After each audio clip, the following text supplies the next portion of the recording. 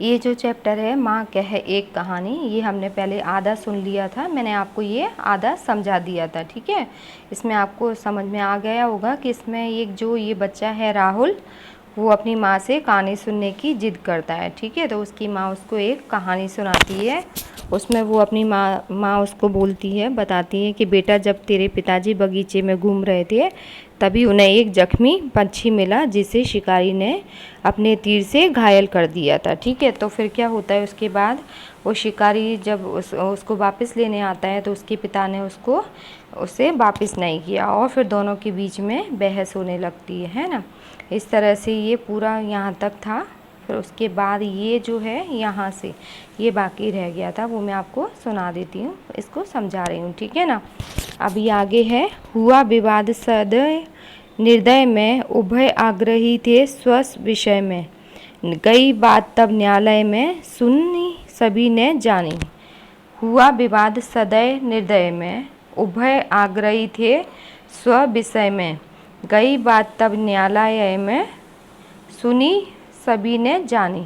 अब आगे इसका अर्थ है, जब इस प्रकार का सदय मतलब दया करने वाले और बचाने वाले दो व्यक्तियों के बीच में जब ये बात होने लगी तो ये बात कहाँ पहुँच गई, न्यायालय में पहुँच गई। ठीक है, वहाँ पर यह बात सभी ने सुनी और सबको पता चला कि ये बात किस विषय पर ये बात चल रही है। ठीक है, फिर आगे है, राहुल ने पूछा क्या सभी ने बात सुनी और मालूम की, तब तो यह बात चारों ओर फैल गई होगी। ठीक है, यहाँ पर ये सुनी सभी ने जानी व्यापक हुई कहानी, मतलब ये बात सभी को पता चल गई।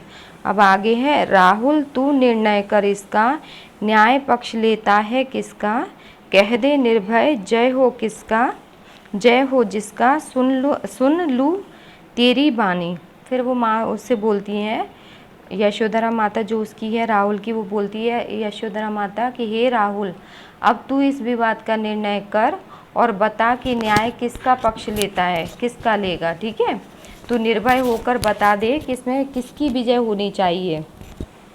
परंतु राहुल क्या बोलता है, माँ मेरी क्या बानी, मैं सुन रहा कहानी, मैं क्या बताऊँ माँ, मैं तो सिर्फ कहानी सुन रहा हूँ। फिर आगे है, कोई निरपराध को मारे तो क्यों अन्य न उसे उबारे, रक्षक पर भक्षक हो बारी बारे, न्याय दया का दानी, न्याय दया का दानी, तूने सुनी कहानी। ठीक है, तो इसमें क्या है, कोई किसी जब निर्दोष को मार रहा हो, ठीक है, तो दूसरा उसे क्यों ना बचाए। न्याय तो वही है जो दया के पक्ष में हो। ठीक है, रक्षक पर भक्षक हो बारे, न्याय दया का दानी, तो जो मारने वाले के पक्ष में नहीं बल्कि ये न्याय किसके पक्ष में होना चाहिए, जो बचा रहा है।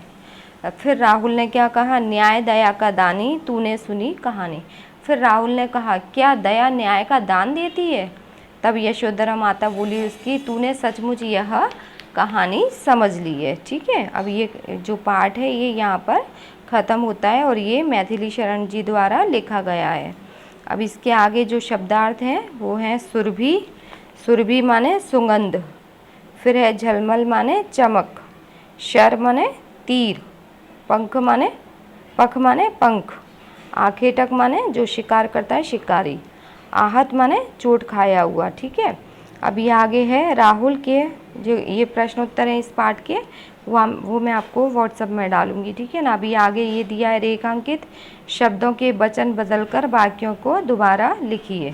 तो ये इसमें जो लाइन खींची हुई है, अंडरलाइन किया हुआ है जिसके शब्दों के ऊपर, उसको हमें वचन बदलना है, मतलब सिंगुलर है तो प्लूरल में बनाना है, बहुवचन में उसको बदलना है। अब इसमें लिखा है लड़की ने एक नई सलवार पहनी है, तो लड़की को बहुवचन में बदलना है, तो लड़की का क्या होगा, लड़कियों ने नई सलवारें पहनी है। अगर सलवार अकेला होगा तो फिर लड़कियां यहाँ पर आया तो यहाँ पर सलवार के लिए भी सलवारें होगा, क्या होगा, सलवारें। ठीक है, फिर आगे है दूसरे नंबर पर, अध्यापक ने छात्र को कहानी सुनाई। अब जिसमें अंडरलाइन किया है जो जो शब्दों के ऊपर, उसे ही हमें बदलना है। तो अध्यापक का क्या होगा, अध्यापकों ने, छात्र का क्या होगा, छात्रों को कहानी, कहानी की जगह कहानियाँ सुनाई, मतलब जो अंडरलाइन किया है उसी को हमें बदलना है, बहुवचन में बदलना है। फिर आगे है, प्रधानमंत्री ने अपने मंत्री से देश की समस्या पर बातचीत की। तो प्रधानमंत्री ने अपने मंत्रियों से देश की समस्या का क्या होगा, समस्याओं पर बातचीत की। अब आगे है, इस पत्रिका में जो कविता छपी है वह बहुत मनोरंजक है। तो इसकी जगह क्या होगा, इन पत्रिकाओं में जो कविताएं, कविता का क्या होगा, कविताएं छपी हैं, वह की जगह क्या होगा, वे बहुत मनोरंजक हैं। ठीक है। अभी आगे 5वें नंबर पर, लू चलने के कारण लता सूख गई है। तो लू चलने के कारण लताएं सूख गई हैं। ओके।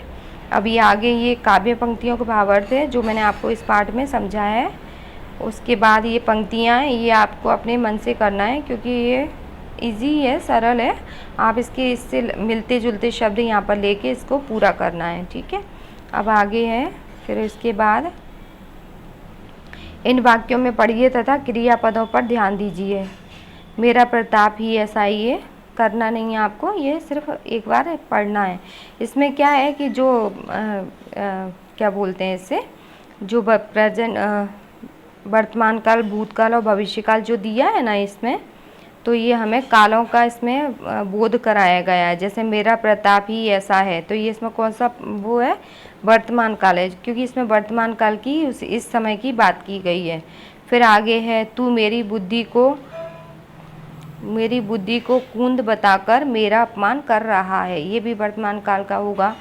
फिर क्योंकि ये अभी जो चल रहा है वो कौन सा काल हुआ, वर्तमान काल। तुम्हारा बाहर आना खतरे से खाली नहीं है, फिर भी तुम बाहर आ गए, ये भी वर्तमान काल है। ठीक है। वह खान के भीतर रहता है, ये भी वर्तमान काल के सारे हैं। फिर आगे है, पहले दूसरे वाक्य में क्रियापद है तथा कर रहा है, ये स्पष्ट हो रहा है कि वर्तमान काल के वाक्य हैं। ये सब वाक्य कैसे हैं, वर्तमान काल के। वर्तमान काल मतलब जो अभी चल रहा है। फिर तीसरे और चौथे वाक्य में आ गए तथा रहता था, तो ये यहाँ पर रहता था वाला कौन सा है, ये वह खान के भीतर रहता था मतलब भूतकाल। ठीक है। था मतलब भूतकाल, जिसे हम पास्ट टेंस बोलते हैं, भूतकाल। और उनकी लोहा दादा की एक चपत से तेरी सारी शान चपत हो जाएगी। जब गी माने आगे भविष्य की बात होती है, फ्यूचर टेंस, तो ये क्या हो जाएगा, गी में मतलब भविष्य। तो इसमें कौन सा काल हुआ, भविष्य काल। वह रात में पढ़ाई करेगा, मतलब अभी की नहीं है, करेगा, जो आने वाली चीज़ें उनके लिए क्या होगा, भविष्य। तो इसमें कौन सा काल हुआ, भविष्य काल, है ना, जैसे फ्यूचर टेंस बोलते हैं। फिर आगे से इस तरह क्रिया के 3 काल होते हैं। कौन कौन से होते हैं, वर्तमान काल जो चल रहा है, भूतकाल जो बीत गया, और भविष्य काल जो आगे आएगा। ठीक है। अब आगे इसमें निम्नलिखित वाक्यों के क्रियापदों को देखकर उनके काल पहचान कर लिखिए। इसमें काल ही हमें बताना है, मतलब टेंस बताना है कि ये कौन से टेंस का है, मतलब वर्तमान काल का है, भविष्य काल का है, या भूतकाल का है। ठीक है। हिंदी में इनको वर्तमान काल, भूतकाल और भविष्य काल बोलते हैं। तो रजत गा नहीं रहा था, कविता बना रहा था शब्द जब आता है तो वो भूतकाल का हुआ। ठीक है। और गा गी के जब आता है तो वो भविष्य काल का। अब यहाँ पर दूसरा वाक्य है, हाँ भैया अब मैं तेरी बात मानूंगा, तो ये कैसा हुआ, गा, मानूंगा माने आगे बात मानूंगा, तो ये भविष्य काल का वाक्य हुआ। ठीक है। आगे है 3rd नंबर पर, तीसरे नंबर पे, मैं मौन रहकर तुम्हारी सेवा करना चाहता हूँ, मतलब अभी जो काम चल रहा है तो क्या चाहता हूँ, तो ये वर्तमान काल हुआ। ठीक है। फिर है, तुम्हें देखकर मेरा हृदय शीतल होता है, ये भी वर्तमान काल का ही वाक्य है। अब इसमें देखो, निम्नलिखित वाक्यों को पढ़कर समझिए। मैंने किताब खरीदी, भूतकाल, मैं किताब खरीदूंगा, भविष्यकाल, मैं किताब खरीद रहा हूँ, वर्तमान काल। ठीक है। अब इसी तरह से आगे ये नीचे भी यही है, और ये चैप्टर यहाँ पर पूरा ख़त्म होता है। ये क्वेश्चन आंसर जो दिए हैं वो मैं आपको व्हाट्सएप में डालने वाली हूँ, वो आपको अच्छी तरह से लिख लेना है। और अभी आगे जो एग्ज़ाम आएगी उसमें 50 मार्क्स का होगा आपकी इस बार एग्ज़ाम, उसमें आपको अच्छी तरह से और अच्छी राइटिंग में साफ साफ लिखना है। और 1-2 क्वेश्चन के बाद जब आंसर लिखते हो उसके बाद 1-2 लाइन छोड़ के फिर नया क्वेश्चन शुरू करना है और अच्छी तरह से उसको लिखना है।